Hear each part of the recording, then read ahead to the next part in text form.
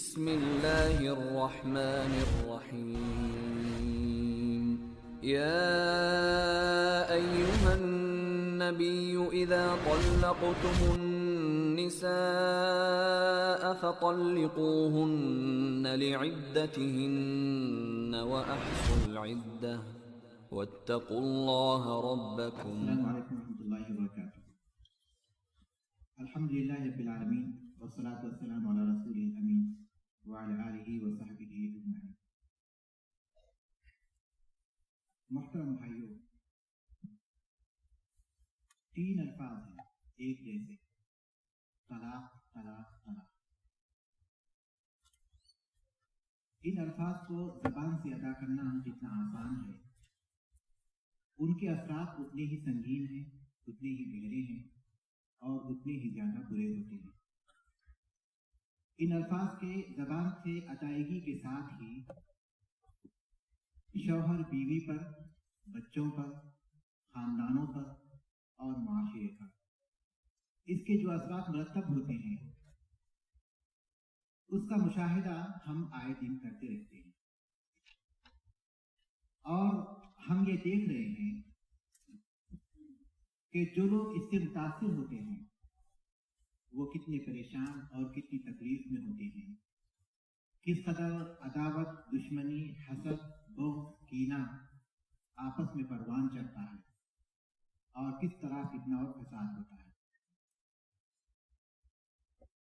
ایک ایسا موضوع جس کا تعلق ہمارے معاشرے سے بہت گہرا ہے، ہمارے خاندانوں سے اس قدر تعلق رکھتا ہے، یہ کیسے ممکن ہے کہ اس بارے میں ہمیں واضح ہدایات نہ دی جائے؟ ہمارے لیے جب بناؤ کے بارے میں ہدایات ہیں تو بگاڑ کے بارے میں جب بگاڑ ہو تو اس موقع پر ہمیں کیسے حالات پیش آتے ہیں اور اس میں ہمیں کیا اقدام کرنا چاہیے، بدرجہ اولا اس میں ہمارے لیے ہدایت موجود ہے. قرآن مجید کی ایک آیت ہے، اس پر ہمیشہ ہمیں غور کرنا چاہیے. سورۃ الحدید کی ہے. اللہ تعالیٰ نے فرمایا: هو الذی ينزل على عبده آیات بینات لیخرجکم من الظلمات الی النور وان اللہ بکم لرؤوف رحیم. اللہ تعالیٰ فرماتا ہے کہ اللہ ہی ہے جو اپنے بندے پر اپنے واضح آیتیں اور احکامات نازل کرتا ہے تاکہ تمہیں تاریکیوں سے نکال کر روشنی ملے. الفاظ اتنے ہی نہیں کہ تاریکیوں سے نکال کر روشنی ملی جائے، بلکہ اللہ تبارک تعالیٰ فرماتے ہیں کہ یہ جو احکام ہیں یہ اللہ تبارک تعالیٰ کی رحمت اور اس کی شفقت کا نتیجہ ہے. تو ان کا مفہوم یہ ہوگا کہ اسلام کے جو احکام ہیں یہ روشنی ہے زندگی کے ہر معاملے میں، چاہے ان کا تعلق عقائد سے ہو یا ان کا تعلق اعمال سے ہو یا ان کا تعلق اخلاق سے ہو، وہ معاملات سے تعلق رکھتے ہوں یا پھر عبادات سے تعلق رکھتے ہیں یا پھر آداب سے تعلق رکھتے ہیں. اور یہ اللہ تبارک تعالیٰ کی رحمت و شفقت ہے کہ اس نے ہمیں یہ چیزیں عطا کی. تو اس موضوع کے تعلق سے مسلمانوں میں جو بے چینی پائی جاتی ہے اس کی وجہ یہ نہیں کہ ان کے پاس اللہ تعالیٰ کے احکام موجود ہیں، بلکہ اس کی وجہ یہ ہے کہ وہ اللہ کے احکام پر عمل نہیں کرتے.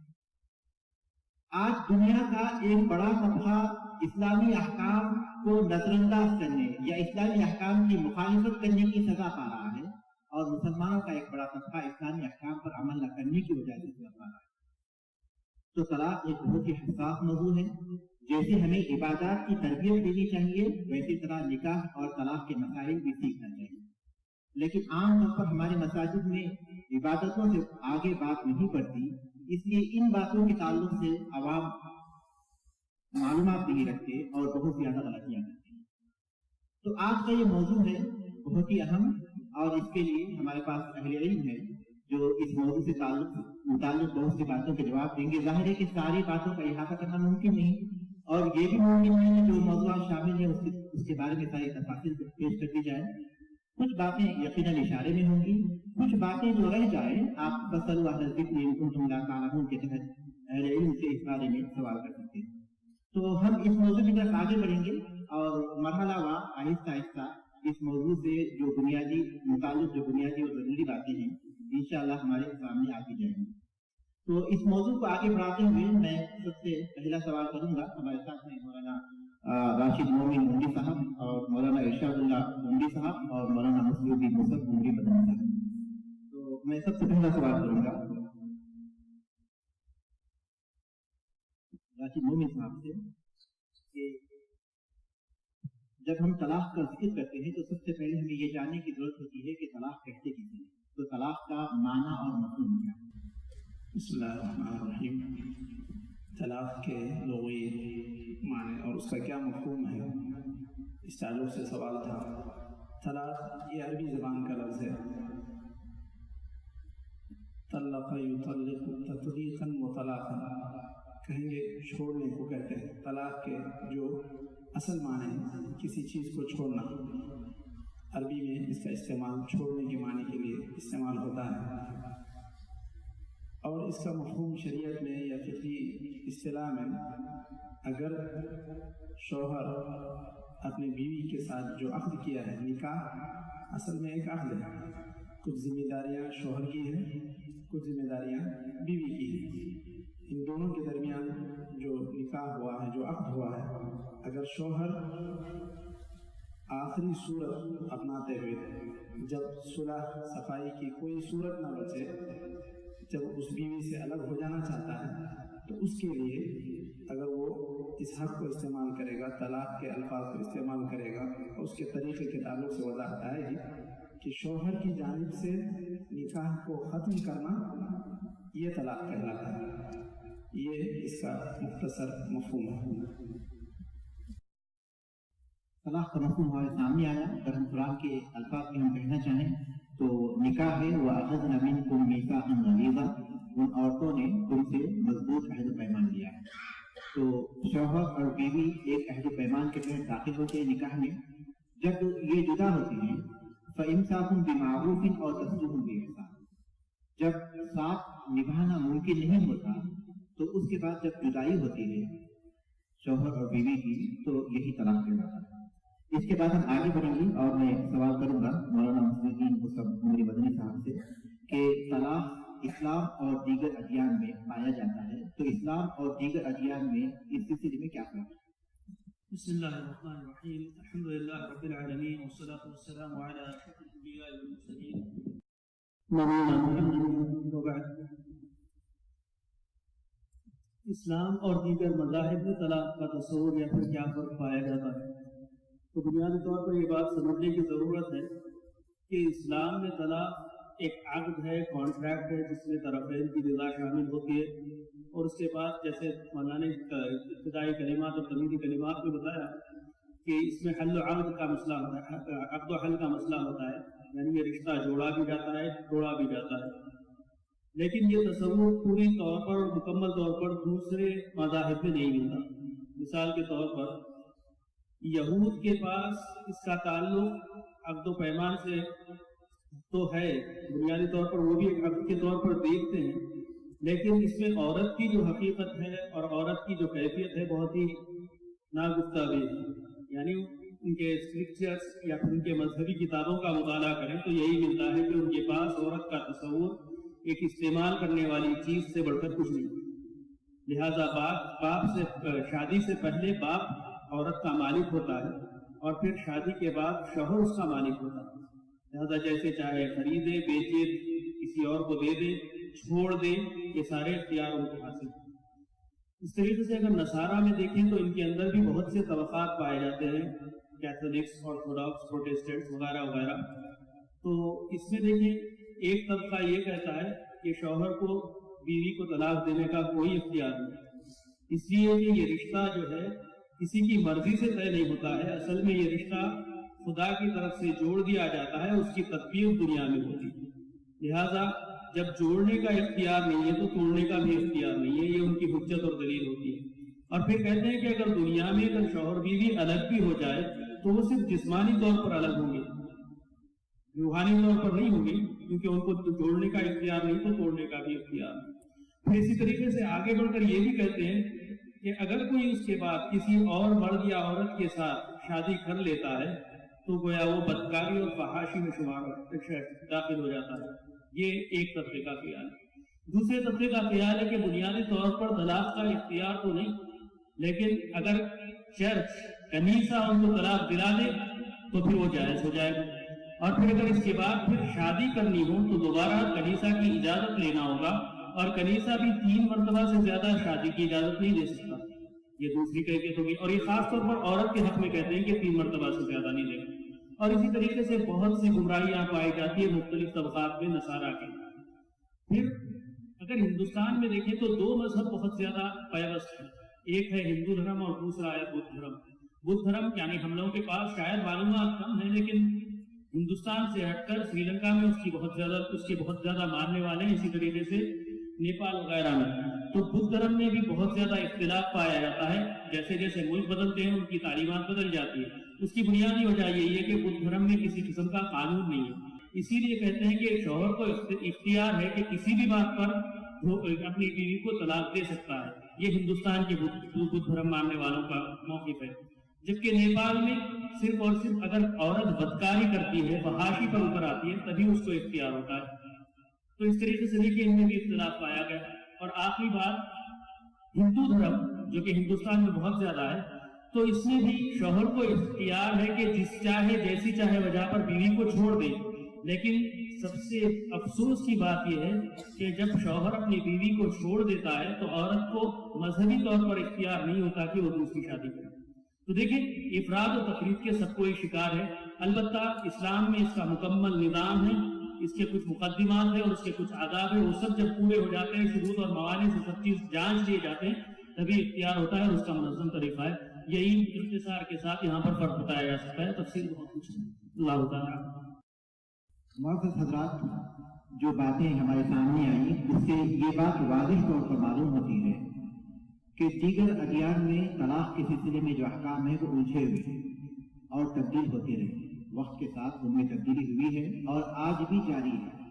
آج بھی جیسا کہ ہندو ایکٹ ہے جس پر ابھی اصلاحات ان کے اپنے انداز میں اصلاحات جاری ہے، تو یہ وہ چیزیں ہیں جن میں تبدیلی ہوتی ہے، لیکن کوئی واضح قصور ان کے پاس نہیں ہے، کیونکہ انسان کے اپنے بنائے ہوئے ہیں۔ کیونکہ اگر وہ پہلے آسمانی کتابوں سے ماخوذ بھی ہیں، خواہ وہ تورات ہو یا انجیل، تو اس میں تبدیلی ہو چکی ہے، اب وہ محفوظ نہیں ہے۔ اب سوائے اس نظام کے جس کے بارے میں اللہ تعالیٰ نے فرمایا کہ وَتَمَّتْ كَلِمَةُ رَبِّكَ صِدْقًا وَعَدْلًا لَا مُبَدِّلَ لِكَلِمَاتِهِ، تمہارے رب کی باتیں سچائی اور انصاف کے ساتھ مکمل ہو چکی ہیں، اس کی باتوں کو بدلنے والا کوئی نہیں۔ تو اسلام کے احکام ایسے ہیں جس میں کوئی تبدیلی نہیں ہو سکتی اور نہ ہی اس کی ضرورت پڑ سکتی ہے، کیونکہ یہ اللہ تعالیٰ کے دیے ہوئے ہیں جو ہماری فطرت سے واقف ہیں، قیامت تک جو حالات پیش آئیں گے ان حالات سے واقف ہے، ان تمام کی روشنی میں دیے ہوئے یہ احکام ہیں جن میں کوئی تبدیلی نہیں ہوتی۔ تو مولانا کی گفتگو سے جو واضح بات سامنے ہوئی کہ اسلام کے پاس اس کا ایک محکم نظام ہے، جبکہ دیگر ادیان اندھیروں میں سفر کر رہے ہیں اور معلوم نہیں کہ کتنے اور بھٹکتے رہیں گے، لیکن پھر بھی وہ روشنی تک نہیں پہنچیں گے جب تک کہ وہ اللہ تعالیٰ کے قوانین کو تسلیم نہ کریں۔ اس کے بعد ہم آگے بڑھیں اور مولانا ارشاد اللہ صاحب سے سوال کریں کہ اسلام میں طلاق کو جو مباح کہا گیا، جائز قرار دیا گیا، اس میں کیا حکمت پائی جاتی ہے؟ اباحت طلاق کی حکمت۔ بسم اللہ الحمدللہ والصلاۃ والسلام علی رسول اللہ، اما بعد۔ محترم حاضرین، اسلام میں طلاق جائز ہے تو اس کی کیا حکمت ہے؟ اگر زوجین کے مابین تعلقات خوشگوار نہ رہ سکیں اور اصلاح احوال کی تمام تر کوششیں ناکام ہو جائیں تو ایسا نہیں کہ وہ اسی کشمکش، گھریلو ناچاقی اور پریشانی میں ہی پوری زندگی گزار دیں، بلکہ اللہ تعالیٰ نے اس کا بھی حل ذکر کیا ہے اور وہ ہے طلاق۔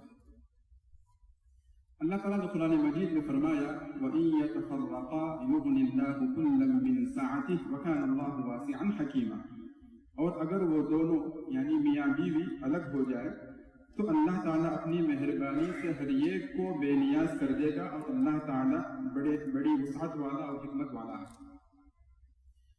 اس آیت کریمہ سے پہلے اللہ تعالیٰ نے دونوں کو صلح کرنے کا حکم دیتے ہوئے ارشاد فرمایا وَالصُّلْحُ خَيْرٌ، وَالصُّلْحُ خَيْرٌ یعنی صلح ہی بہتر ہے۔ اور دوسری آیت میں فرمایا إِن يُرِيدَا إِصْلَاحًا يُوَفِّقِ اللَّهُ بَيْنَهُمَا، اگر اصلاح کی کوشش کرے، اصلاح کا ارادہ ہو تو اللہ تعالیٰ بھی جو ہے توفیق دے گا، دونوں کے درمیان صلح ہو جائے گی۔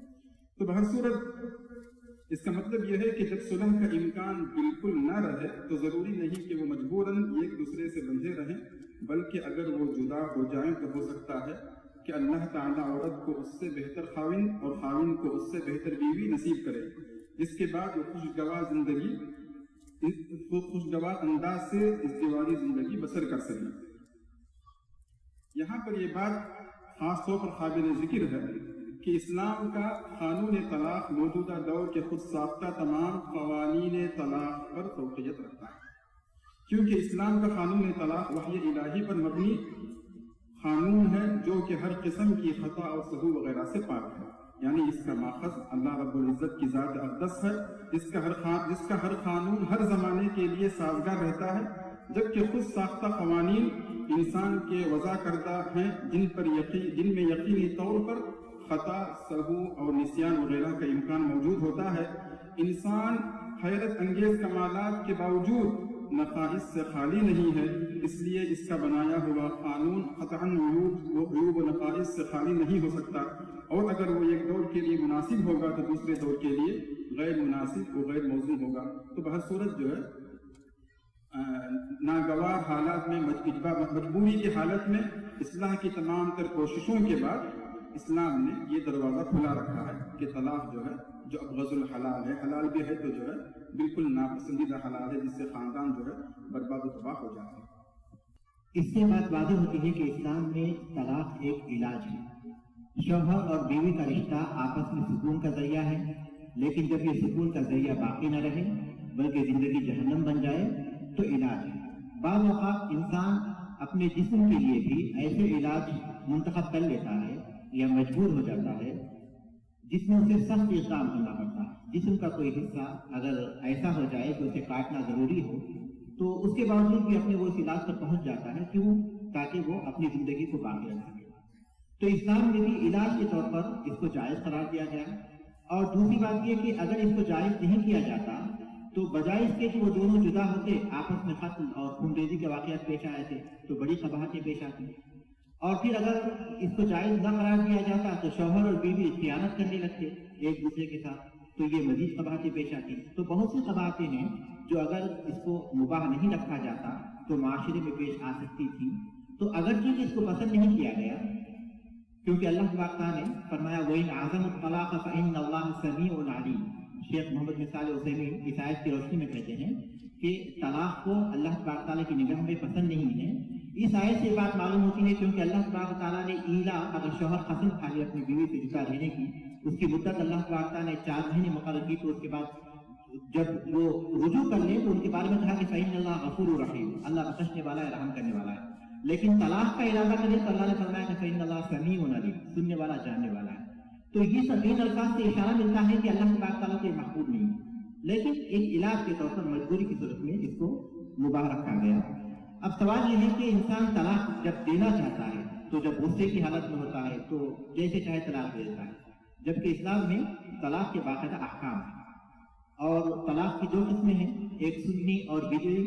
تو ہم راشد مومن صاحب سے سوال کریں گے کہ طلاق سنی اور طلاق بدعی میں کیا فرق پایا جاتا ہے، اور کون سی طلاق کی قسم جائز ہے اور کون سی ناجائز ہے۔ طلاق سنی اور طلاق بدعی کیا ہے؟ طلاق سنی سنت کی طرف منسوب ہے کہ سنت کے مطابق طلاق جب دینا ہی ہے تو یہ کوئی آپ کے منمانی چیز نہیں ہے کہ آپ جیسے من میں آئے کہہ دیں اور اس رشتے کو ختم کر دیں۔ اس کے کچھ شرائط ہیں، اس کے کچھ سنت میں طریقے بیان کیے گئے۔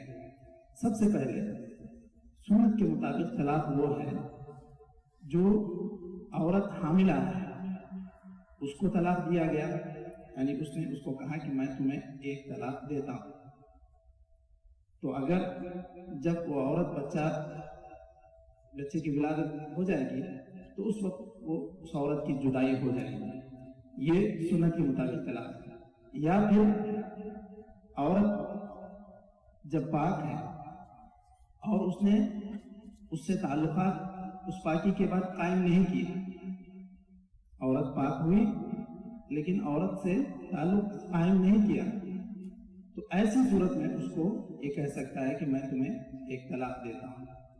پھر مدت گزرے گی ایک حیض کی، اگر اس دوران آپ کو کچھ یہ بات سمجھ میں آئی کہ یہ میرا فیصلہ ٹھیک نہیں ہے, مجھے واپس لے لینا چاہیے, تو آپ اس کو واپس لے سکتے ہیں. لیکن آپ کو اگر لگ رہا ہے کہ نہیں میں جو فیصلہ کر رہا ہوں وہ ٹھیک ہی جا رہا ہوں, تو ٹھیک, پھر آپ 1 مہینہ گزرا پھر دوسری طلاق دیں گے. مطلب وہ پیریڈ ہونے کے بعد جب وہ پاک ہوتی ہے اس وقت دوسری طلاق دی جائے گی. پھر پیریڈ گزرے گا, پھر پاک ہوئے گی, اس کے بعد جو طلاق دی جائے گی. تو یہ سنت کے مطابق یہ طلاق ہے, یہ طریقہ ہے طلاق. اگر کوئی عورت پاک تھی لیکن اس پاکی میں وہ عورت سے ملا تھا تو پھر یہاں اس کو طلاق دینے کا اختیار نہیں ہے. یہ سنت کے مطابق طلاق نہیں ہے, اس کو انتظار کرنا پڑے گا کہ وہ پیریڈ گزارے, اس کے بعد وہ پاک ہو, تب جا کر وہ طلاق دے سکتا ہے. یہ صحیح طریقہ ہے سنت میں طلاق دینے. اگر کوئی آدمی اس کے برخلاف جاتا ہے, برخلاف کس طرح کہ پاکی کے بجائے حیض میں طلاق دے دیا, تو یہ سنت کے خلاف طلاق ہے, اسی کو طلاق بدعی کہتے ہیں. یا پھر پاک تھی لیکن وہ اس میں ملا تھا, اس میں طلاق دے دیا, تو یہ بھی سنت کے برخلاف طلاق. اور چونکہ طلاق کو ایک الگ الگ مجلس میں 3 پیریڈ کے بعد 3 طہر میں 3 پاکی کی حالت میں دینے کا مسئلہ ہے. اگر کوئی آدمی بیٹھے بیٹھے ایک ہی مجلس میں 3 طلاق کر دیا تو یہ بھی سنت کے برخلاف طلاق. پھر یہ ایک لمبا تفصیلی مسئلہ ہے کہ یہ جو طلاق سنت کے برخلاف ہے کہ یہ واقع ہوگی یا نہیں ہوگی. یہ کافی طویل اور تفصیل طلب مسئلہ ہے. میں سمجھتا ہوں کہ یہ سنت کے مطابق کون سی طلاق ہے, سنت کے برخلاف کون سی طلاق ہے, یہ ہمارے ذہنوں میں آ جائے یہ کافی ہے. اس کے بعد وہ واقع ہوگی یا نہ ہوگی یہ کافی طویل اختلافی مسئلہ ہے. جزاکم اللہ خیر. محترم بھائیو, آسان الفاظ میں ہم یہ کہہ سکتے ہیں کہ 3 طرح کی طلاق بدعی طلاق, بدعت ہے, حرام ہے اس طرح طلاق دینا. پہلا یہ کہ وہ عورت کو حیض کی حالت میں طلاق دے, یہ پہلی حالت ہے حیض یا نفاس کی حالت میں. اور دوسری حالت یہ ہے کہ عورت جب حیض سے پاک ہو جائے تو اس سے مباشرت کرے, اس کے بعد طلاق دے. طہر کی حالت میں مباشرت کے بعد طلاق دے, یہ دوسری قسم ہے جو طلاق بدعی اور حرام کہلاتی ہے. اور تیسرا یہ کہ ایک ساتھ 3 طلاق دے, یہ کہے کہ میں تمہیں 3 طلاق دیتا ہوں, یا پھر یہ کہے کہ طلاق طلاق طلاق 3 دفعہ کہے یا 3 کے الفاظ کے ساتھ کہے, یہ طلاق بدعی کہلاتی ہے. یہ حرام ہے, اس طرح طلاق دینا جائز نہیں ہے. طلاق سنی یہ ہے کہ آدمی عورت حمل کی حالت میں ہے تو اس وقت طلاق دے, یا پھر عورت جب حیض سے پاک ہو جائے تو اس سے مباشرت کرنے سے پہلے طلاق دے, یہ طلاق سنی ہے. اس کا مفہوم یہ ہوا کہ اگر کوئی آدمی کو غصہ آ گیا, وہ طلاق دینا چاہتا ہے تو گناہ سے بچنا چاہتا ہے, تو وہ طلاق استعمال نہیں کر سکتا. اسے دیکھنا پڑے گا کہ اس کی بیوی کس حالت میں ہے. اگر حیض کی حالت میں تو طلاق نہیں دے سکتا کیونکہ وہ حرام ہے. تو اس کا مفہوم یہ ہوا کہ اسلام میں طلاق کے جو احکام بتائے گئے ہیں, اگر ہمارا معاشرہ اس کی پابندی کرے گا تو خود بخود طلاق کی جو تعداد ہے اس پر فرق آ جائے گا. آدمی سوچ لے گا, سوچنے کے رفتہ رفتہ جب غصہ ختم ہو جائے گا تو طلاق سے بھی بات آ جائے گا. یہ طلاق سنی اور بدعی میں فرق ہے. جہاں تک طلاق بدعی کا حکم ہے وہ حرام ہے, اس میں کسی کا کوئی اختلاف نہیں. واقع ہوتی یا نہیں ہوتی اس کے بارے میں علماء کے 2 طبقے ہیں. اور اس سلسلے میں محفوظ طریقہ یہ ہے کہ ہم جب کسی اجتماعیت کے پاس یا پھر ہمارے شرعی کورٹ کے پاس پہنچے, وہ جو فیصلہ کریں اپنے مقامی اعتبار سے اس فیصلے کو ہم تسلیم کریں. ان تمام مسائل میں جو سب سے ضروری چیز وہ ہے کہ ہم اہل علم کے جو اختلاف ہے اس کو ہوا نہ دیں, ان میں نہ پڑیں, بلکہ اس وقت کورٹ کے پاس پہنچے, کسی کے ساتھ یہ مسئلہ پیش آؤ اور ان کے یا اجتماعیت کے پاس پہنچے جو مسلمانوں کی وہاں قائم ہے, اور اس موقع پر وہ جو فیصلہ کریں اس کے مطابق کریں. کیونکہ طلاق بدعی کے بارے میں کسی کا اختلاف نہیں کہ وہ حرام ہے, واقع ہونے نہ ہونے کے بارے میں اختلاف ہے. تو اختلاف سے بچنے کا راستہ یہی ہے کہ ہمارے معاشرے کی جو اجتماعیت ہے اس کے مطابق ہم فیصلہ کریں. جو بھی فیصلہ ہوگا وہ کتاب و سنت کے اندر ہی رہے گا, چاہے فیصلہ نفی میں ہو یا مثبت میں. اس کے بعد ہم آگے بڑھیں گے. اور مشہور مسئلہ ہے اور عام طور پر اس کا ذکر آتا ہے کہ ایک مجلس میں اگر کوئی شخص 3 طلاقیں دیتا ہے ایک ہی وقت میں, یا تو یہ کہتا ہے کہ میں تمہیں 3 طلاق دیتا ہوں, یا پھر طلاق طلاق طلاق, تو اس کا کیا حکم ہے؟ سب سے پہلے اس بات پہ سے بتاکید کرتا ہوں کہ مسائل قضاء کے لیے اور فتوے کے لیے, تو فتوے اور قضاء کا تو غالباً سب کو فرق پتہ ہے. تو اس میں عملی طور پر یعنی جب ایسی نوبت پیش آ جائے, عمل کی ضرورت آئے, تو پھر خدا کی طرف ہی رجوع ہوگا, فتویٰ نہیں لیا جائے گا. فتویٰ یقیناً اپنا ایک موقع بتائے گا, وہ ایک عام حکم ہوگا, لیکن حکم خاص کہ اس صورت میں اس شخص کے ساتھ کیا کیا جائے تو یقیناً اس میں قضا کی طرف رجوع کرنا پڑے گا. تو مسئلہ تھا کہ ایک مجلس میں 3 طلاق کا حکم، اس میں کافی طویل بحث کہ الفاظ کس قدر کیسے استعمال ہوئے، جملہ کون سا استعمال ہوا، حالت کیا تھی آدمی کی، غصے کی کیفیت کتنی تھی، غصے کی شدت کیا تھی، وغیرہ وغیرہ بہت سی تفصیلات ہیں. ان تفصیلات کو چھوڑ کر صرف اس میں جو بنیادی باتیں ہیں اس کی طرف اشارہ کرتے چلوں کہ ایک مجلس میں اگر 3 طلاق ہو جائے تو سب سے پہلے یہ دیکھا جائے گا کہ جس عورت کے ساتھ یہ معاملہ پیش آیا اس کا کیا ازدواجی تعلق قائم ہوا تھا یا نہیں. اس کو عربی میں مدخول بہا و غیر مدخول بہا کہتے ہیں کہ جس کے ساتھ رشتہ قائم ہوا تھا یا نہیں ہوا تھا. اور اگر رشتہ قائم نہیں ہوا تھا تو غض نظر کے 3 دی گئی 1 دی گئی، اس کے ساتھ وہ بینونہ کبرا ہوگا، یعنی پوری مکمل طور پر وہ اس سے جدا ہو جائے گی. لیکن یہ طلاق کیا رجعی مانی جائے گی، بینونہ کبرا ہوگا یا بینونہ صغرا ہوگا، کس قسم کے الفاظ استعمال ہوئے تھے.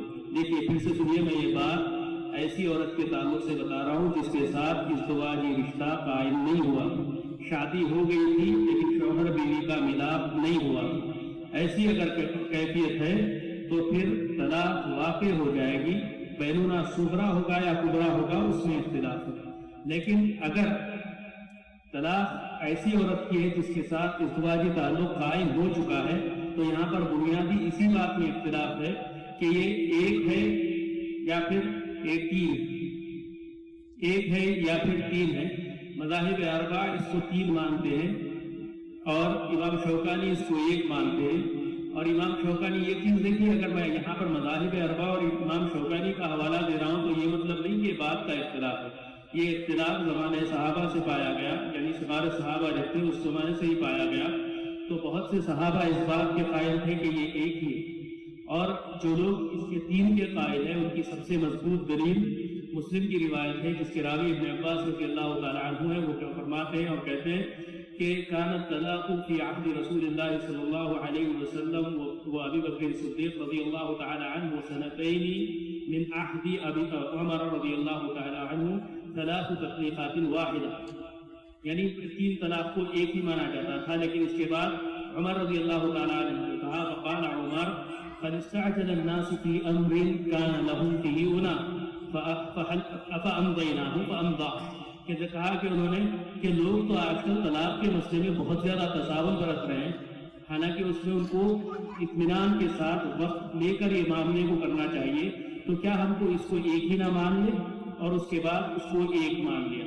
تو یہ سب سے پہلے عمل عمر رضی اللہ تعالیٰ عنہ کے زمانے میں ہوا کہ ایک مجلس میں دی جانے والی 3 طلاقوں کو 3 مانا گیا اور اس کو طلاق بائن کا درجہ دیا گیا. تو پھر اسی پر بعد میں لوگ عمل کرنے لگے. لیکن رسول اللہ صلی اللہ علیہ وسلم کے زمانے میں ابو رکانہ رضی اللہ تعالیٰ عنہ کے ساتھ اس قسم کا واقعہ پیش آیا. اس کے بھی راوی ابن عباس رضی اللہ تعالیٰ عنہ، مسند احمد کی روایت ہے، روایت کے صحیح ہونے میں تھوڑا سا اختلاف ہے. تو اس واقعے میں یہی ذکر کرتے ہیں کہ ابو رکانہ پریشان ہو کر پہنچے اور رسول اللہ صلی اللہ علیہ وسلم سے سنائے کہ میں اپنی بیوی کو ایک مجلس میں 3 طلاق دے چکا، تو پھر میں کیا کروں. رسول اللہ صلی اللہ علیہ وسلم نے ان کو تسلی دی اور اس کے بعد کہا کہ اپنی بیوی کو واپس لے لو، یہ 1 طلاق ہے، رجوع کر لو. تو اس سے استدلال کرتے ہیں جو کہتے ہیں کہ یہ در حقیقت 1 ہی طلاق ہے. لیکن دیکھیں ٹھیک ہے کہ رسول اللہ صلی اللہ علیہ وسلم کے زمانے میں اس قسم کا واقعہ پیش آیا نہیں آیا یہ ایک الگ مسئلہ ہے. لیکن خود ابن عباس رضی اللہ تعالیٰ عنہ اپنی اس روایت میں جس کو پہلے میں نقل کیا وہ صاف کہہ رہے ہیں کہ رسول اللہ صلی اللہ علیہ وسلم کے زمانے میں یہی عمل تھا، ابوبکر صدیق رضی اللہ تعالیٰ عنہ کے زمانے میں یہی عمل تھا، اور عمر رضی اللہ تعالیٰ عنہ کے زمانے میں 2 سال تک یہی عمل رہا. اس کے بعد عمر رضی اللہ تعالیٰ عنہ نے اس کو 3 مان لیا. اب یہ کس درجے کا کام، کیا یہ ایک عقوبت تھی، ایک سزا تھی، یا پھر یہ یقیناً ایک نیا قانون تھا؟ اس میں اختلاف ہوا، اسی وجہ سے یہ اختلاف ببا بھی ہوا. البتہ دیکھیے اس میں کافی تفصیل ہے. شیخ الاسلام ابن قیم رحمہ اللہ تعالیٰ زاد المعاد میں 30ویں جلد میں کافی لمبی گفتگو کرتے ہیں. اس کے بعد نتیجہ پر یہی پہنچتے ہیں کہ ایک مجلس میں دی جانے والی 3 طلاق در حقیقت 1 ہی ہے. اللہ تعالیٰ عالم. اس میں بہت سی باتیں ہیں، میں بھی وقت کی قلت کی وجہ سے میں اس کی تفصیل میں نہیں جا رہا ہوں. اللہ تعالیٰ عالم. جزاک اللہ خیر. مولانا نے کافی تفصیل کے ساتھ اس کا ذکر کیا. بس میں ایک وضاحت یہاں کر دوں کہ 3 طلاق کے سلسلے میں طلاق بائن ہوگی، 3 طلاق کو مان کر ہمیشہ کی جدائی ہو جائے گی، یا پھر 1 ہی مانی جائے گی. اس سلسلے میں امت کے 2 موقف ہیں. کوئی موقف راجح ہے کوئی مرجو ہے، کون سا راجح ہے کون سا مرجو ہے، اس سلسلے میں اہل علم بحث کرتے آئے ہیں، کرتے رہیں گے، اور یہ ہمارا اپنا معاملہ ہے۔ دونوں صورتوں میں ہم اپنے دین کے دائرے میں رہیں گے، کیونکہ جب فہم میں اختلاف ہو جاتا ہے تو اختلاف تو ہونا ضروری ہے۔ فہم کے انداز کا مختلف ہے، سوچنے کے انداز مختلف ہے، تو دلائل اخذ کرنے کے انداز مختلف ہوں گے، لیکن دونوں صورتوں میں اس کا تعلق جو ہے ہمارے اپنے دین سے رہے گا، اور ہم اس سلسلے میں جو بھی مسئلہ ہوگا اس کے مطابق ہم عمل کریں گے، اور پھر مسلمانوں کی جو اجتماعیت وہاں ہوگی اس کے مطابق اس کا عمل کریں گے۔ لیکن خاص طور پر حکومت ہند کی طرف سے جو حلف نامہ داخل کیا گیا ہے تین طلاق کے سلسلے میں، اس کا اس سے کوئی تعلق نہیں ہے، کیونکہ وہ حلف نامہ اس لیے داخل نہیں کیا گیا کہ وہ تین طلاق کو ایک مجلس کی تین طلاقوں کو وہ ایک مان لیں گے، امت کا جو دوسرا موقع ہے اس کو ہوگا، ایسی بات نہیں ہے، بلکہ وہ مکمل طور پر اس سسٹم کو ختم کرنا چاہتے ہیں۔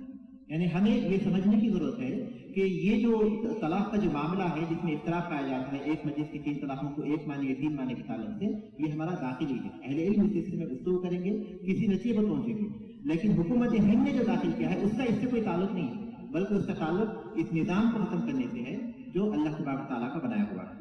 اس کے بعد ہم آگے بڑھیں گے اور سوال کریں گے کہ عام طور پر یہ اعتراض ہوتا ہے کہ اسلام نے مرد کو طلاق کا حق دیا، عورت کو نہیں دیا، تو طلاق کا حق مرد کو دینے کی کیا حکمت ہے؟ یہ سوال ہم کرتے ہیں مولانا ارشاد اللہ صاحب۔ طلاق کا حق مرد کو دینے کی جو حکمت ہے، بعض حکمتیں ہیں۔ سب سے پہلی حکمت یہ ہے کہ خاوند یعنی شوہر کے ارادے اور عقل کی پختگی اور کاموں کے انجام پر اس کی گہری نظر اور دور اندیشی ہوتی ہے، بخلاف عورت کی۔ عورت کے اندر جو ہے عورت جذباتی ہوتی ہے اور دور اندیشی میں بھی جو ہے کمی ہوتی ہے مرد کے بنسبت۔ اگر عورت کو طلاق کا حق دے دیا جائے تو ابھی جو طلاقیں واقع ہو رہی ہیں اس کی نسبت بہت زیادہ ہو جائے گی، اس کی نسبت جو ہے بہت زیادہ ہو جائے گی، اور پھر کوئی گھر جو ہے الا ماشاءاللہ محفوظ نہیں رہے گی۔ اور دوسری حکمت یہ ہے کہ مرد جو ہے اخراجات کا ذمہ دار ہے، الرجال قوامون علی النساء بما فضل اللہ بعضهم علی بعض وبما انفقوا من اموالهم۔ تو اللہ تعالیٰ نے مرد کو جو ہے عورتوں کا ذمہ دار بنایا ہے، یہ اللہ تعالیٰ کی طرف سے ایک دی ہوئی فضیلت ہے، اور پھر اللہ تعالیٰ نے جو ہے انفاق کا ذمہ دار بھی مرد کو بنایا ہے، خرچ کرنے کا، نفقے کا ذمہ دار۔ تو اسی طریقے سے یہ طلاق کا جو ہے چونکہ مرد جو ہے اخراجات کا ذمہ دار ہے اور گھر میں اس کا کنٹرول ہے، اور مرد گھر کا ستون اور خاندان کی پرورش کرنے والا ہے، تو اسی لیے جو ہے طلاق کا حق بھی مرد کو دیا گیا۔ ہاں دوسرا حق ہے فسخ نکاح کا حق ہے، نکاح کو فسخ کرنے کا، یا پھر جو ہے خلا کا حق وہ الگ مسئلہ ہے، وہ عورت کو دیا گیا ہے۔ اور اسی طریقے سے حق مہر خاوند پر واجب ہے، جس طرح جو ہے مہر دینا خاوند پر واجب ہے عورت پر نہیں ہے، تو اسی طریقے سے لہذا طلاق بھی جو ہے طلاق اختیار بھی خاوند کو دیا گیا ہے۔ اگر عورت کو دیا جاتا تو پھر عورت جو ہے لالچی ہو جاتی، پھر وہ جو ہے حق مہر بھی لیتی اور پھر جو ہے طلاق بھی لیتی، پھر شادیوں پہ شادیاں کرنے کا جو ہے وہ اس کو حق ہو جاتا کہ جو ہے چلو مجھے مہر ملتا رہے گا اور شادیوں پہ شادی کرتے رہے گی، طلاق لیتی رہے گی۔ تو یہ بھی ایک حکمت ہے کہ جو ہے مرد کو طلاق کا حق دیا۔ اللہ تعالیٰ جزاکم اللہ خیر۔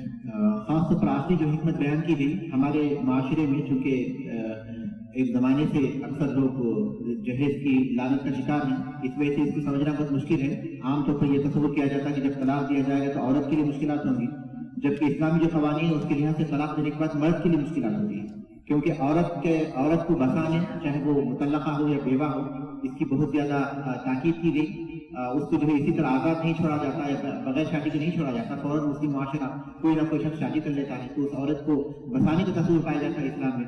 اور پھر دوسرا یہ کہ عورت کو مہر دیا جاتا ہے، اس کے جہیز نہیں دیا جاتا۔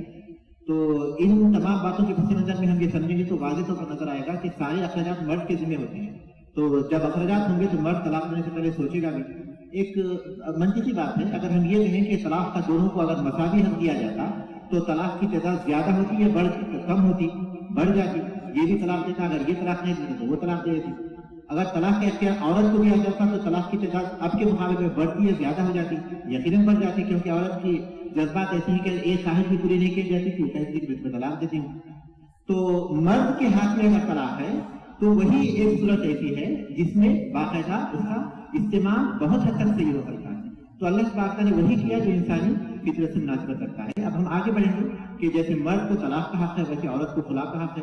عام طور پر عوام کے زبان میں اس کو خلا کہا جاتا ہے، ورنہ اس کے جو صحیح تلفظ اہل علم کے نزدیک خلع ہے، لیکن اس کے سمجھنے کے لیے ہم الفاظ سے ہٹ کر ہم معنی پر نظر رکھتے ہوئے آگے بڑھتے ہیں اور یہ سوال کرتے ہیں مولانا راشد مومن صاحب سے کہ عورت کو خلا کا جو حق دیا گیا ہے اس میں کیا حکمت پائی جاتی ہے؟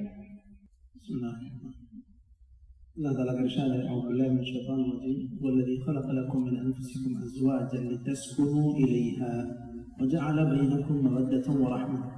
اللہ تعالیٰ کا ارشاد ہے اس آیت میں اللہ تعالیٰ نے فرمایا کہ اللہ تعالیٰ نے مرد اور عورت کے جوڑے اس لیے بنائے تاکہ تم ان سے عورتوں سے سکون حاصل کرو اور تمہارے درمیان محبت پیدا کیا.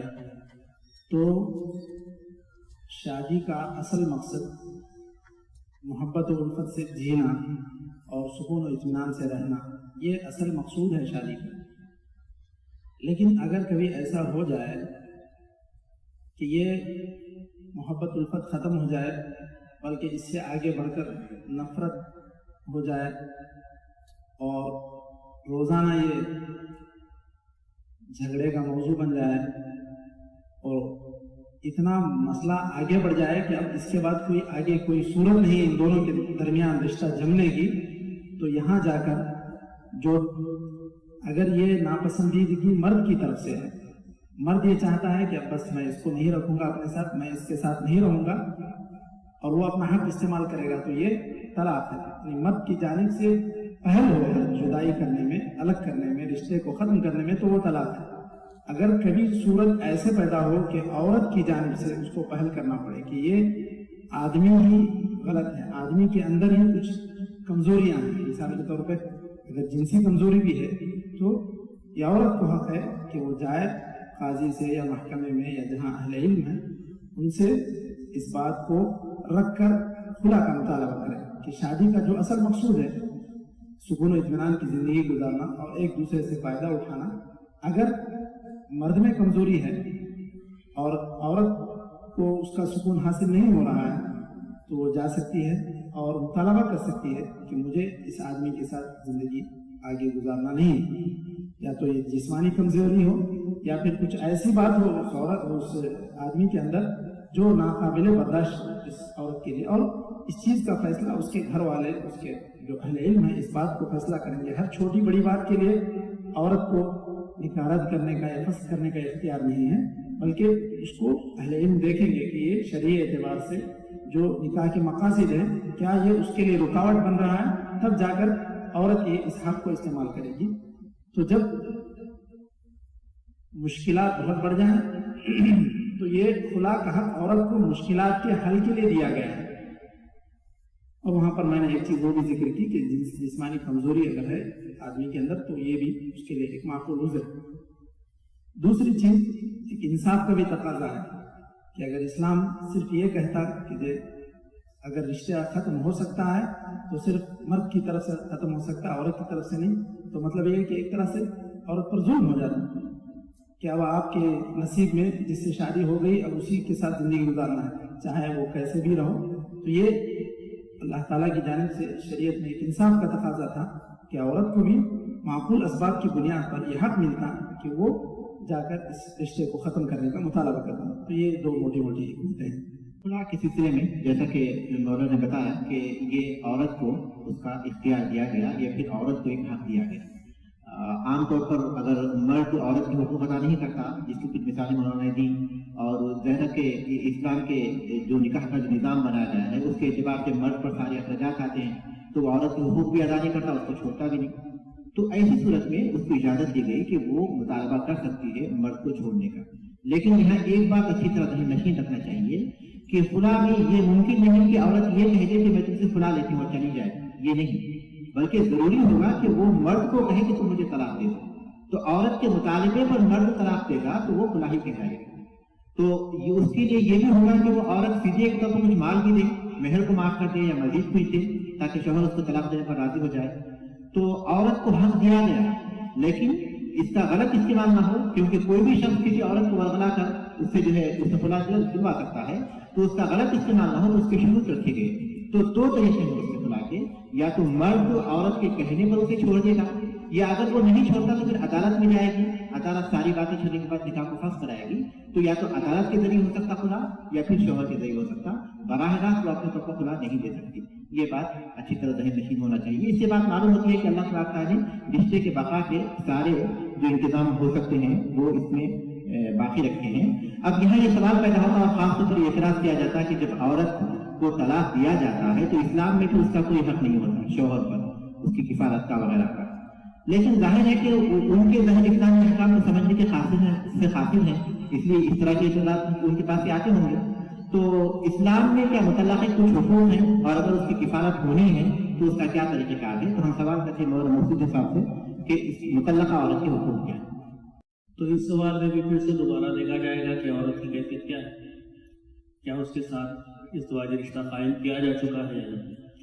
اگر ازدواجی رشتہ قائم نہیں ہوا ہے تو اس کا حق مہر تک ہے، وہ بھی آدھا، جیسے کہ آیت میں فنصف ما فرضتم وَإِن طَلَّقْتُمُوهُنَّ مِن قَبْلِ أَن تَمَسُّوهُنَّ وَقَدْ فَرَضْتُمْ لَهُنَّ فَرِيضَةً فَنِصْفُ مَا فَرَضْتُمْ، کہ اگر ایسی حالت ہے کہ یعنی اس سے کوئی ازدواجی تعلق نہیں قائم ہوا تھا عورت سے، اور اس سے پہلے یہ نوبت آ گئی کہ دونوں میں کہ طلاق کو بات پہنچی اور طلاق واقع ہوئی ہے، تو پھر عورت کا حق آدھے مہر کا بنتا ہے. لیکن اس کے آگے آیت کے تتمے میں یہ بات بھی آتی ہے کہ وَلَا تَنْسَوْا الْفَضْلَ بَيْنَكُمْ، یعنی تو وہاں پر یہ بھی بات آتی ہے کہ بہتر ہے یا مرد اپنے آدھے کو بھول جائے یا عورت اس آدھے کو بھی معاف کر دے، دونوں کو اس بات کی ترغیب دلائی جاتی ہے. تو بہرحال حق ایسی صورت میں جبکہ اس کے ساتھ ازدواجی رشتہ قائم نہیں ہوا ہے صرف اور صرف آدھے مہر کا ہے. اگر ازدواجی رشتہ قائم ہو چکا ہو تو مہر بالکل پورا اس کا حق ہے. اگر مہر کا کوئی حصہ مؤخر کر دیا گیا تھا تو وہ بھی بلا مدت کے، بلا کسی حالات کے دیکھے وقت کا اعتبار کیے اس کو دینا ہوگا. اور یہ مہر کے ساتھ ساتھ عدت کی مدت تک، جب تک وہ رجعی یعنی جیسے کہ سنی اور بدعی پر بحث ہو چکی ہے تو میں اس نقطے کو دہراؤں گا نہیں. یعنی اگر طلاق سنی طریقے سے ہو رہی ہے تو دو مرحلوں میں عورت رجعی یعنی بینونہ سورا میں ہوتی ہے اور اس میں مرد کو رجوع کا حق ہوتا ہے. تو یہ دونوں عدتوں میں اس پر نفقہ بھی مرد کی ذمہ داری ہوگی، یعنی اس پر خرچ کرے گا جیسے وہ بیوی تھی جس طریقے سے خرچ کرتا تھا اب بھی خرچ کرے گا، اسی طریقے سے اپنے ساتھ رکھے گا جیسے بیوی تھی اس وقت رکھے گا. تو یہ نفقہ اور سکنا 2 اور 3، مہر، نفقہ اور سکنا. لیکن اگر اس عورت سے کچھ بچے نومولود ہو تو پھر بچے کی رضاعت کا بھی کی ذمہ داری بھی باپ پر آتی ہے. پھر اگر بچے بڑے ہوں تو ان کی پرورش کی بھی، یعنی یہ سب باتیں عدت کے بعد ہے کہ بچے کی پرورش کی بھی ذمہ داری باپ پر آتی ہے. 4 اور 5 یعنی چوتھے اور 5ویں ذمہ داری صرف بچے ہونے کی صورت میں، کہ اگر بچہ چھوٹا ہو تو رضاعت کی ذمہ داری، اور اگر بچے بڑے ہو تو پرورش کا خرچ بھی عدت کی دوران. تو یہ مختصر حقوق ہے جو مرد پر واجب ہوتے ہیں. عورت پر یقیناً اس پر عدت کا حق واجب ہوتا ہے شوہر کے حق میں، اور عدت کی کافی تفصیلات ہے اس میں گئے بغیر. تو یہی کچھ حقوق ہیں جس کا تذکرہ طلاق ہو جانے کے بعد ملتا ہے. اللہ تعالیٰ عالم. یہ حقوق وہ ہیں جو شوہر کی جانب سے عورت کو ملنے چاہیے یا ملتے ہیں اسلامی طور پر، لیکن جو عام طور پر بحث ہوتی ہے کہ عورت کی کفالت کیسی ہوگی، تو حقیقت یہ ہے کہ اسلام میں نفقے اور کفالت کا جو نظام ہے بہت ہی وسیع ہے. غیر مسلموں میں ہو سکتا ہے تصور پایا جاتا ہو کہ عورت کی جب شادی ہو جاتی ہے تو پھر اس کے گھر والوں سے، باپ سے، بھائی سے اس کا کوئی تعلق نہیں ہوتا. لیکن اسلام کا نظام ایسا نہیں ہے. اگر عورت کے شوہر جب طلاق دے دے، عورت کا کوئی کفیل نہ ہو تو براہ راست اس کا باپ اس کا کفیل بن جائے اور ان کی ذمہ داری ہوگی کہ اس کا نفقہ اٹھائے. اگر باپ نہیں ہے تو پھر والد نہیں ہے تو پھر ان کے بیٹے یا ان کے بھائی اٹھائیں گے. اگر وہ بھی نہیں ہے تو پھر ان کے بیٹے اگر بڑے ہیں تو وہ اٹھائیں گے، یا نہیں ہے تو اسلامی حکومت ہوگی. تو مطلب یہ کہ اسلام میں یہ تصور پایا جاتا ہے کہ عورت شادی کے باوجود بھی اپنے گھر سے مکمل طور پر تعلق رکھتی ہے. وراثت میں بھی وہ حق پائے گی، اس کے حق میں وصیت بھی کی جا سکے گی، لیکن وہ وصیت جو کہ تحفے ہدیے کے طور پر ہو سکتی ہے زندگی میں.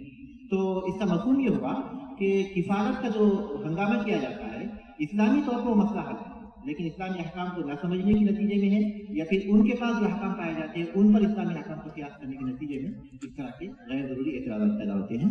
اس کے بعد ہم سوال کریں گے کہ طلاق کے سلسلے میں مسلم معاشرے میں پائی جانے والی بے اعتدالیت. طلاق کے سلسلے میں مسلم معاشرے میں پائی جانے والی بے اعتدالیاں. تو سب سے پہلے جو ہے میں صرف اشارہ کرتے جاتا ہوں کہ طلاق سے پہلے کچھ بے اعتدالیاں جو طلاق کے اسباب بن جاتے ہیں. جیسے مثال کے طور پہ جو ہے گناہ اور برائی. کسی گھر میں جو ہے گناہ زیادہ ہوں تو یہ گناہوں کی نحوست ہے کہ وہ گھر بھی جو ہے ایک درجے پہ پہنچ کے برباد ہو جاتا ہے. وما اصابکم من مصیبت فبما کسبت ایدیکم. جو بھی مصیبت جو ہے تمہیں لاحق ہوتی ہے یہ تمہارے کرتوتوں کی وجہ سے، گناہوں کی وجہ سے. شادی سے پہلے ہونے والی بیوی کو نہ دیکھنا یہ بھی اکثر سبب بنتا ہے طلاق کا. بیوی کو نہ دیکھنا صرف جو ہے ماں باپ کے کہنے پر یا کوئی اور جو دیکھ چکے ہیں لڑکی کو کہ ان کے وصف پر، ان کے بتانے پر اکتفا کر لینا، پھر شادی کے بعد نہیں وہ ایسی اس کے خلاف خواہش جو ہے واقع ہوئی تو طلاق کا سبب بن جاتا ہے. پھر شکوک و شبہات اور بدگمانیاں ہیں، اور غیرت میں افراط و تفریط. غیرت میں افراد جو ہے کہ افراد جو ہے سبب بنتا ہے بدگمانیوں کا، یا پھر تفریط جو ہے غیرت بالکل نہ پائی جائے، غیرت میں اتنی کمی پائی جائے کہ گھر سے عورت جو ہے بے پردہ نکلے، مردوں سے اختلاط ہو یا خلوت ہو، آفسوں میں کام وغیرہ، ایسے کئی اسباب جو ہے بن جاتے ہیں غیرت میں تفریط کی وجہ سے طلاق کا سبب بن جاتی ہے. پھر مردانگی کا بیجا اظہار، بدسلوکی کا مظاہرہ، ہمیشہ جو ہے اپنے کو جو ہے افضل قرار دینا، الرجال قوامون علی النساء، یا پھر جو ہے عورت کو ناقصات العقل کہہ کے بار بار دھمکی دینا، طلاق کا ہتھیار استعمال کرنا. تو یہ سب جو ہے مردانگی کا بے بیجا اظہار ہے. پھر خاوند کی نافرمانی عورت کی طرف سے، کہ بے انتہا ملامت، شدید تنقید، اور خرچ کرنے میں بے اعتدالی. کبھی جو ہے بخل کنجوسی، کبھی اتنا اسراف و تبذیر کرتے ہیں کہ پھر جب بعد میں پیسہ نہ ہو تو اس کی عادت کی وجہ سے عورت جو ہے اسراف کی وجہ سے کبھی ایسا ہوتا ہے کہ مرد جو ہے مجبور ہو جاتا ہے، پھر طلاق کا سبب بن جاتا ہے. اسی طریقے سے فطری ضرورت کا پورا نہ ہونا، عورت کی زبان درازی، لوگوں کی بیجا مداخلت، چغلخوری، تعدد ازواج، جب دوسری تیسری شادی کرے اور انصاف نہ کرے تو پھر وہاں بھی جو ہے طلاق کا سبب بنتا ہے. اسی طریقے سے ساس بہو کی لڑی ہے، مرحلہ وار اقدامات سے سب نظر کرنا وغیرہ وغیرہ، یہ طلاق سے پہلے چند بے اعتدالیاں ہیں.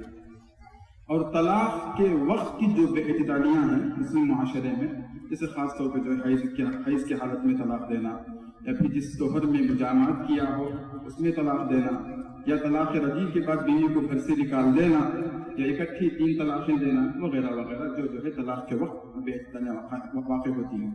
یا طلاق کے بعد جو بے اعتدالیاں ہیں وہ جو ہے ہم دیکھتے ہیں کہ جب بچے ہوتے ہیں میاں بیوی کے، تو جو ہے کچھ بچوں کو روکنا وہاں اس کی زیارت سے، ماں کی زیارت سے، یا گھر یا عورت والے جو ہے باپ کی زیارت سے روکے، تو اس میں عداوت، نفرتیں جو ہے بڑھتی ہیں، تو پھر خاندانوں میں جھگڑے ہوتے ہیں. تو یہ سب طلاق کے بعد ہونے والی بے اعتدالیاں مسلم معاشرے میں پائی جاتی ہیں. مختصر سی چند باتیں اشارہ. جزاکم اللہ خیر. مولانا نے بہت سارے اسباب بھی بتائے اور پھر بہت سارے غلط طریقے سے اس کو استعمال کیا جاتا ہے، اس کا بھی ذکر کیا. اس کے بعد ہم آگے بڑھتے ہیں، وقت تیزی سے بڑھ رہا ہے، تو ہم آخری سوال کرتے ہیں اس حلقے کا مولانا راشد نعومی صاحب سے کہ حکومت ہند کی جانب سے 3 طلاق کے سلسلے میں دائر کردہ حلف نامے کی حقیقت.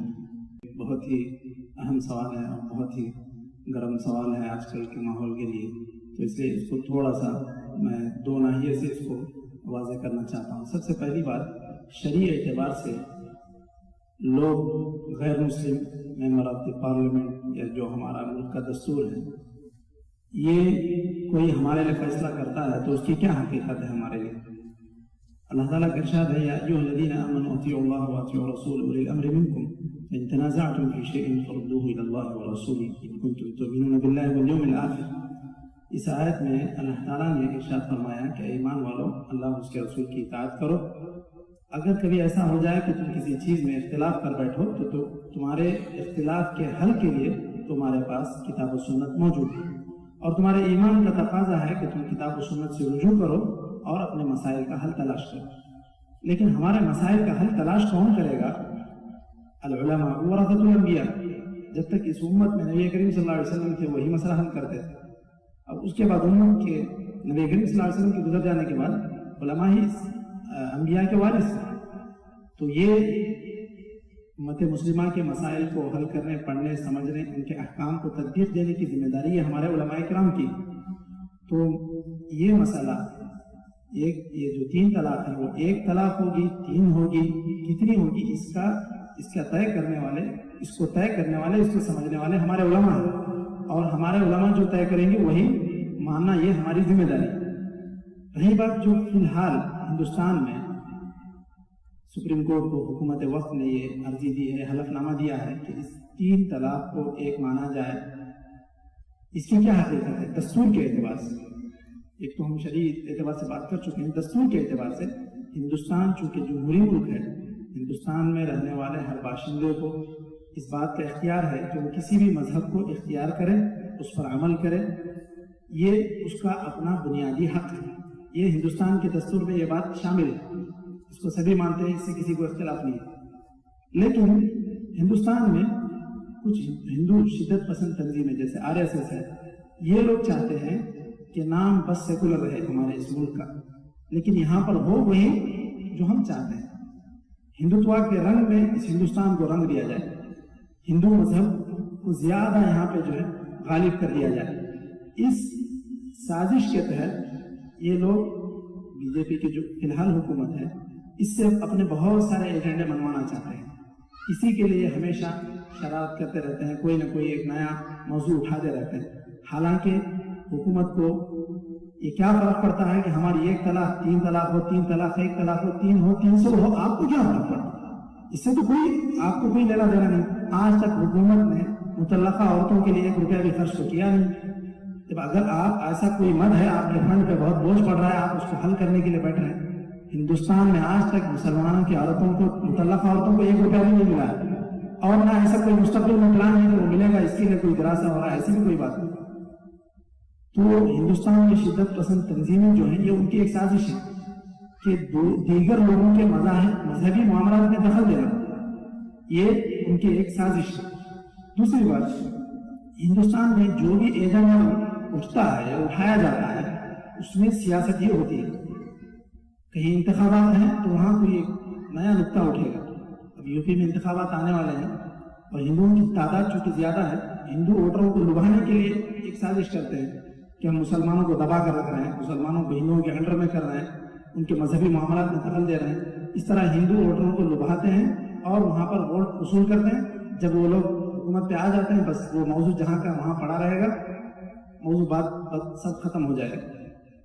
ہندوستان میں اور بھی کئی مسائل ہیں، جیسے کشمیر کا مسئلہ ہے، اب وہ اٹھا ہے، حکومت کو کچھ سمجھ نہیں آ رہا ہے کہ اس کو کیسے کنٹرول کیا جائے، اس کو کیسے ہینڈل کیا جائے، کوئی دوسرا مسئلہ اٹھا دیتے ہیں، ساری دنیا ادھر جائے، بس یہ مسئلہ جہاں کا وہیں رہے۔ ہندوستان کی یہ سیاست جو لوگ سمجھتے ہیں، وہ کئی چیزیں اس میں غور کریں گے تو آپ کو ملیں گی، اور یہ کئی ناحیے سے یہ چیزیں دیکھنے میں آتی ہیں، بلکہ جو لوگ سیاست کو سنتے رہے ہیں کئی سال سے، وہ باقاعدہ اس چیز کو سمجھتے ہیں، بس کچھ کھول کر کچھ بول نہیں سکتے، اور میڈیا وہی کرتا ہے جو حکومت چاہتی ہے، اور اسی چیز کو پروپیگنڈے کے طور پہ اس کو ہائی لائٹ کرتا ہے، اسی کو سارے لوگوں کے دماغ میں گھماتا ہے، تب جا کے سارے لوگ وہی بات سنتے ہیں، سمجھتے ہیں۔ اور ایک بات، ہندوستان میں جتنے مذاہب ہیں، اور خاص طور پہ جو ہندو مذہب، مسلمانوں نے کبھی ہندوؤں کے مذہبی معاملات میں دخل نہیں دیا، ہمیں ضرورت بھی نہیں۔ تم گنگا جل پیتے ہو، نہاتے ہو، دھوتے ہو، اس کو پکاتے ہو، کتنا گندا ہے، یہ تمہارا مذہبی معاملہ ہے، اس کو پکاؤ کھاؤ جو کرو، ہمیں کبھی اس سے کوئی اعتراض نہیں ہے۔ لیکن کچھ تہوار ان کے ایسے بھی ہوتے ہیں، جیسے مثلا دیوالی میں ہزاروں نہیں بلکہ لاکھوں پٹاخے پھوڑے جاتے ہیں۔ اب جانتے ہیں کہ ہندوستان کی حکومت بلکہ پوری دنیا جو ہے آج کل آب و ہوا جو مقدر ہو رہی ہے، جو پولوشن بڑھ رہا ہے، ہائی لیول ہو رہا ہے، اس کو کنٹرول کرنے کے لاکھوں ڈالر خرچ کیے جاتے ہیں۔ لیکن ہندوستان میں ہندوؤں کی ایک عید ایسی ہے کہ دیوالی کے جو پٹاخے راتوں کو پھوٹیں گے، اس سے اتنا جو ہے موسم مقدر ہوتا ہے، آب و ہوا خراب ہوتی ہے۔ آپ تہوار منا رہے ہیں، آپ اپنے گھر میں منائیے، لیکن جو آب و ہوا مقدر ہو رہی ہے اس سے مسلمان بھی متاثر ہو رہا ہے، اس سے سکھ بھی، عیسائی بھی، سارے لوگ متاثر ہو رہے ہیں۔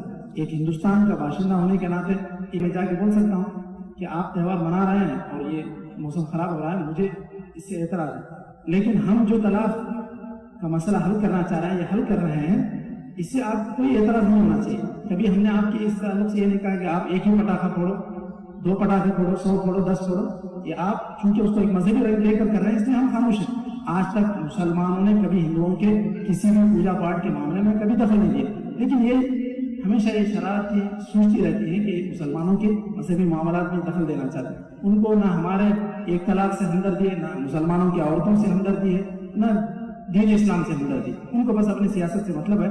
اسی لیے یہ سب سارے سازشوں کے تحت یہ پروپیگنڈا شروع کی ہے. اس سے بڑھ کر اس کی کوئی حقیقت نہیں. اس حلف نامے کی جو حقیقت ہے کہ ہندوستان کی تاریخ میں پہلی مرتبہ مرکز نے ایک موقف اختیار کیا. مرکز نے ایک موقف اختیار کرتے ہوئے مسلمانوں میں پائے جانے والے تعدد ازدواج یعنی ایک سے زائد شادیوں اور پھر طلاق ثلاثہ کے بارے میں یہ حلف نامہ داخل کیا عدالت میں کہ یہ چیزیں عورت کے حقوق اور جنسی مساوات کے خلاف ہیں، لہٰذا ان کو ختم ہونا چاہیے. لیکن یہ وضاحت ہمارے سامنے ہونی چاہیے کہ یہ مسلم پرسنل لا کا یہ مسلم پرسنل لا کا حصہ ہے اور کبھی بھی حکومت نے مداخلت نہیں کی، راست طور پر براہ راست مداخلت نہیں کی. یہ اور بات ہے کہ ہر ایک کی طرف سے پریشانی ہوئی، لیکن براہ راست مداخلت کا یہ پہلا موقع ہے. جبکہ دستور میں آئینی مسائل کے لیے جو پرسنل لا ہے اس پر عمل کرنے کی مکمل طور پر آزادی ہے، لیکن پہلی مرتبہ چند بہانوں کے ذریعے مساوات وغیرہ کے خلاف قرار دے کر ایک حلف نامہ داخل کیا گیا ہے. تو اس سلسلے میں اب ہم آگے بڑھتے ہیں اور پوچھتے ہیں کہ اس میں ہمارا موقف کیا ہونا چاہیے. موقف سمجھنے سے پہلے اس کی حقیقت بھی سمجھے کہ جیسے مولانا نے بتایا کہ اس کی شروعات جب رپورٹ سے ہوئی اس کے بعد حکومت اس میں کود پڑی. تو سب سے پہلے ایک بات ہم کو یہ سبق بھی مل چکا، پریکٹیکل سبق بھی مل چکا اور سمجھنے کی بھی ہے کہ ہم اپنے مسائل کورٹ تک نہیں لے جائیں. اور رہا دستوری سوال کہ عام طور پر جو اس قسم کا مرکزی حکومت جس کو بنیاد بنا کر یہ مسئلہ اٹھا رہی ہے اور ہوا دے رہی ہے، وہ کہتے ہیں کہ آپ لوگ کرمنل کورٹ میں تو کبھی اعتراض نہیں کرتے، سول کورٹ کی جب بات آ گئی تو بہت مشکل ہو گیا آپ کے لیے. دستور کا وہ حصہ جو جرائم سے تعلق رکھتا ہے اس کی سزائیں شریعت میں بھی تو ہے، چوری کرو تو ہاتھ کاٹو وغیرہ وغیرہ، اس پر تو آپ کا کبھی اعتراض نہیں ہوا. لیکن سول کورٹ کا جب مسئلہ آ گیا تو اس پر آپ اعتراض کرتے ہیں. تو دیکھیں اس کا بھی جواب اپنے ذہن میں رکھیں اور اس کے تعلق سے بھی موقف واضح رکھیں. جرائم کا تعلق یہ ہے کہ اس کا اثر ایسے ملک میں جہاں پر ایک سے زیادہ ادیان موجود ہے ملک کے امن سے سیدھے سیدھے جڑتا ہے. لیکن یہ جو سماجی زندگی گزارنے کا مسئلہ ہے، میرے گھر کے اندر کے آئلی مسائل ہے، اس سے کسی دوسرے مذہب کے آدمی کو کوئی تکلیف نہیں ہوتی. اسی لیے یہاں پر اعتراض بنتا ہے اور اعتراض کا پورا حق ہوتا ہے. جیسے ہر آدمی کو اپنے مذہب پر عمل کرنے کا حق ہے، اسی طریقے سے اپنا خاص قانون رکھنے کا بھی پورا حق ہے اور اس کو اعتراض کا بھی حق ہے. تو یہ سول اور کرمنل کوڈ کے مختلف پہلو ہو گئے. تو یہ موقف بھی ہمارے سامنے واضح ہونا چاہیے. اور تیسرا موقف ایسے موقع پر جبکہ ہم ضعف کے شکار ہیں، کمزوری کے شکار ہیں، ہماری تعداد وہاں پر اقلیات میں جب شمار ہوتی ہے تو مٹبھیڑ کا تو سوال پیدا نہیں ہوتا. البتہ یعنی یونٹی اور اتحاد کے ثبوت کی ضرورت ہے اور اس بات کا اعتراف کی بھی ضرورت ہے کہ ہمارے پاس کوئی ایسا لکھا ہوا نظام نہیں ہے. لیکن یہ پہلو بھی واضح کیا جانا چاہیے کہ یہ مسائل قضا کے ہیں، اسی لیے مسلم پرسنل لا کی طرف ہم رجوع کریں گے. اور وہ بھی اس وجہ سے کہ وہ ہمارے گھر کے قضا کے مسئلے. گویا آپ میرے گھر میں بیٹھ کر مجھے بتانا چاہ رہے ہیں کہ میری شادی کیسے ہو کیا نہ ہو. تو اس چیزوں کو واضح رکھیں کہ ہمارا موقف یہی ہوگا کہ ہم ایک جگہ متحد ہوں گے. ہاں اگر ضرورت پیش آئی تو اس بات پر اتفاق ضرور کیا جائے گا کہ حکومت کے یہاں ہر مذہب کے تحت طلاق کی تفصیلات جو ہے وہ سبمٹ کر دی جائے گی اور ایک شکل میں اس کو دے دیا جائے گا. اللہ تعالیٰ جزاک اللہ خیر.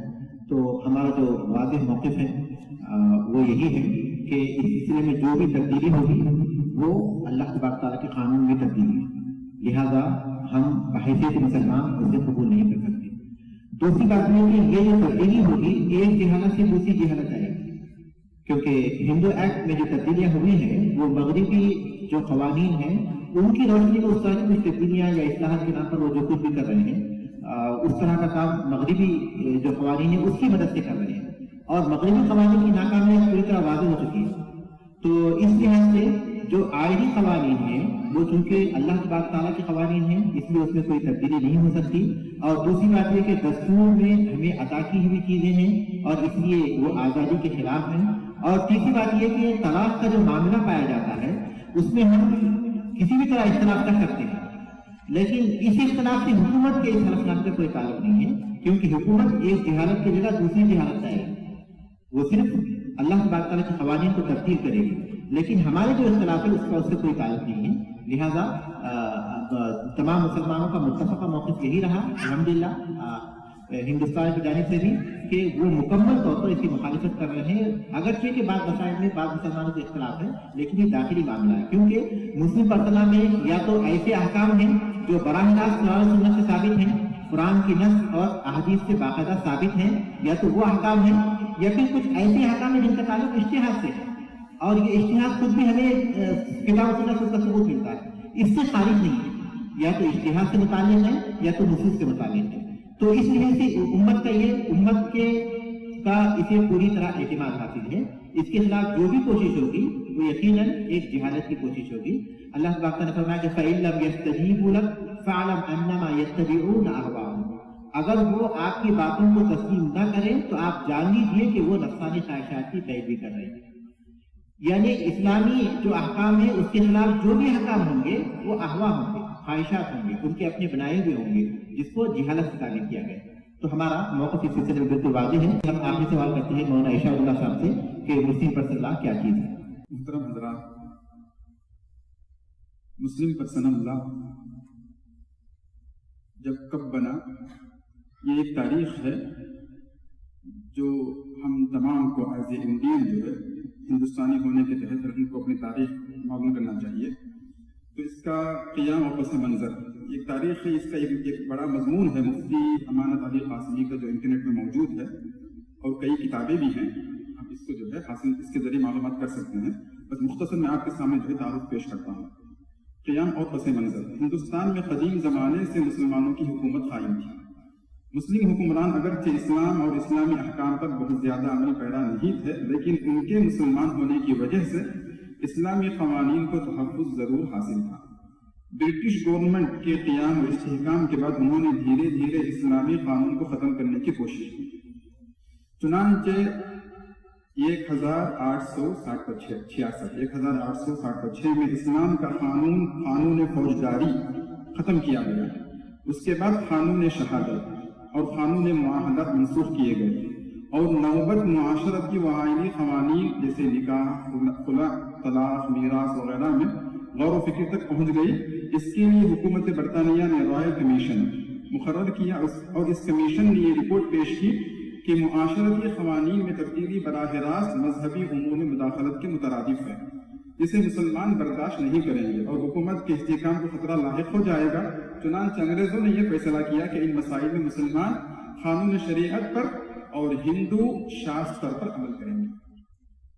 शरीयत इलेक्शन एक्ट कौम मिल्लत के सर आवर्द शख्सियत और उलमा व मशाइख की मुश्तरका कोशिशों से 1937 में शरीयत इलेक्शन एक्ट बना, जिसका हासिल ये था कि निकाह, तलाक, खुला, इज़्तिहार, फ़स्ख़ निकाह, हक़ परवरिश, विलायत, हक़ मीरास, वसीयत, हिबा और शुफ़ा से मुताल्लिक़ मामलात में अगर दोनों फरीक मुसलमान हों तो शरीयत मुहम्मदी के मुताबिक उनका फैसला होगा, ख़्वाह उर्फ़ व रवाज कुछ भी हो। मुस्लिम पर्सनल लॉ और यकसा सिविल कोड का मतलब मुख्तसर अल्फाज में क़ाज़ी मुजाहिदीन इस्लाम क़ासिमी रहिमहुल्लाह ने ये तारीफ़ की है कि अल्लाह ताला ने अपनी किताब कुरान मजीद और अपने रसूल मोहम्मद सल्लल्लाहु अलैहि वसल्लम के ज़रिए जो कानून हमें अता फरमाया है उसके मुख्तलिफ शोबे हैं। उनमें से एक शोबा उस कानून का है जो इंसानी समाज और मुआशरे से मुताल्लिक़ है, जिस पर ख़ानदानी निज़ाम की बुनियाद है, जो समाजी ताल्लुक़ात के उसूल बताता है, जिसमें ख़ानदान के मुख्तलिफ अफराद के हुकूक़ और उनकी जिम्मेदारियों को मुतय्यन किया है। इन्हीं क़वानीन को आज अरब उलमा क़वानीन अहवाल शख्सिया या उर्दू में आइली क़वानीन और अंग्रेजी में पर्सनल लॉ कहते हैं। मुस्लिम पर्सनल लॉ जिसका ज़िक्र कुरान में है उसे ख़त्म करके मुल्क के तमाम शहरियों के लिए एक ही मुआशरती कानून नाफिज करना यकसा सिविल कोड कहलाता है। जाहिर है अगर यकसा सिविल कोड पर अमल होता है तो कुरान करीम की बहुत सी आयतों और अहादीस के एक ज़ख़ीरे से जबरन मुसलमानों को महरूम होना पड़ेगा। यहीं से मुस्लिम पर्सनल लॉ की अहमियत भी मालूम हो जाती है कि मुस्लिम पर्सनल लॉ का तहफ़्फ़ुज़ दर हकीकत कुरान करीम और अहादीस मुबारका का तहफ़्फ़ुज़ है, और अदना से अदना मुसलमान हर तरह की तकलीफ बर्दाश्त कर सकता है, अपनी जान का नजराना पेश कर सकता है, लेकिन कुरान की किसी आयत से दस्तबरदार नहीं हो सकता। مسلم پرسن اللہ کا تحفظ اور شریعت ایکٹ کے نفاذ کو باقی رکھنا اور اس کے لیے مؤثر تدابیر اختیار کرنا بورڈ کے اہم مقاصد میں شامل ہے۔ اس کے علاوہ مسلمانوں میں اصلاح معاشرہ کی کوششوں کو فروغ دینا اور مسلمانوں کے تمام فقہی مسلکوں اور تمام مکاتب فکر کے درمیان خیر سگالی، اخوت اور باہمی اشتراک و تعاون کو فروغ دینا اور پرسن اللہ کے بقاء و تحفظ کے مشترکہ مقاصد کو حاصل کرنے کے لیے ان کے درمیان اتحاد کو پروان چڑھانا بورڈ کے اہداف میں شامل ہے۔ بورڈ کے نظما اور صدور 1972 میں جب پرسن اللہ کا قیام عمل میں آیا تو باتفاق آراء حضرت مولانا قاری محمد طیب صاحب رحمہ اللہ پرسن اللہ کے پہلے صدر اور حضرت مولانا منت اللہ صاحب رحمانی جنرل سیکریٹری منتخب کیے گئے۔ 1980 میں قاری محمد طیب صاحب کے انتقال کے بعد حضرت مولانا ابو الحسن علی ندوی میاں رحمۃ اللہ علیہ بورڈ کے دوسرے صدر چن لیے گئے اور 2000 میں مولانا علی میاں رحمۃ اللہ علیہ کی وفات کے بعد قاضی مجاہد الاسلام صاحب رحمۃ اللہ علیہ کو بورڈ کا صدر منتخب کیا گیا اور 2008 میں مولانا محمد رابع صاحب کا بورڈ کے چوتھے صدر کی حیثیت سے انتخاب عمل میں آیا، جو اب تک اس منصب پر فائز ہیں اور اس کی کئی مطبوعات بھی جو ہے موجود ہیں جو آپ حاصل کر سکتے ہیں۔ مسلم پرسن اللہ اس کے مولانا منت اللہ رحمانی صاحب کی ہے اور اسی طریقے سے متبنہ بل 1972 میں ایک جائزہ مولانا منت اللہ صاحب کی ہے۔ خاندانی منصوبہ بندی یہ بھی انہی کی ہے۔ یونیفارم سول کوڈ مولانا بھی انہی کی ہے۔ مسلم پرسن اللہ کا مسئلہ تعارف اور تجزیہ قاضی مجاہد الاسلام رحمۃ اللہ علیہ کی ہے اور اسلامی پردہ کیا اور کیوں ڈاکٹر رضی الاسلام ندوی وغیرہ اور کئی کتابیں موجود ہیں، اس کا جو مطالعہ کیا جا سکتا ہے۔ تو یہ مختصر سی جو ہے اس مسلم پرسن اللہ کا تعارف رہا۔ جزاکم اللہ خیر۔ تو وقت کافی ہو چکا، اپنے مقرر وقت سے پروگرام آگے بڑھ چکا، تو ہم یہاں پر اس پروگرام کو ختم کرتے ہیں۔ اللہ تعالیٰ سے دعا کرتا ہوں کہ اللہ تعالیٰ ہمارے اس مل بیٹھنے کو قبول فرمائے۔ آخر دعوانا الحمد للہ رب العالمین۔ جو حضرات اس پروگرام میں شرکت کی ہیں میں ان تمام کا شکریہ ادا کرتا ہوں اور آئندہ بھی امید کرتے ہیں کہ انشاءاللہ جب بھی آپ ہمارا اعلان دیکھیں آپ اس طرح شرکت کریں اور یہاں سے دین کی باتیں سننے کی کوشش کریں۔ جزاکم اللہ خیر۔ سبحانک اللہم و بحمدک، اشہد ان لا الہ الا انت، استغفرک و اتوب الیک۔ شكرا يا ربي شكرا هديت قلبي شكرا نورت دربي شكرا شكرا يا رب شكرا يا ربي شكرا هديت قلبي